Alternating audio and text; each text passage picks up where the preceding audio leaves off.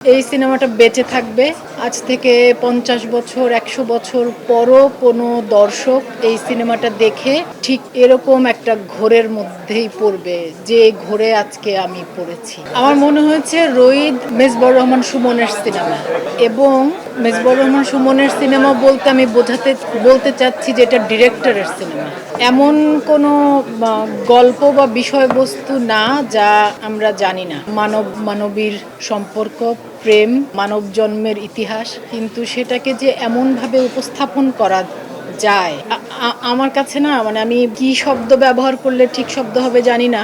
আমার বিশ্বাস এই সিনেমাটা বেঁচে থাকবে আজ থেকে 50 বছর 100 বছর পরও কোনো দর্শক এই সিনেমাটা দেখে ঠিক এরকম একটা ঘোরের মধ্যেই পড়বে যে ঘোরে আজকে আমি পড়েছি, বা যে একটা অনুভবের মধ্যে আমি আছি।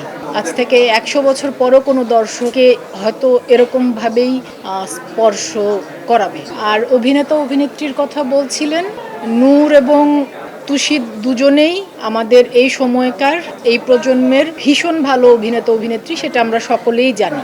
কিন্তু আমার কাছে মনে হয়েছে যে এই সিনেমাটাতে সাধুর বউ কেউ অভিনয় করেনি, ওই দুজন মানুষ হয়ে উঠেছে।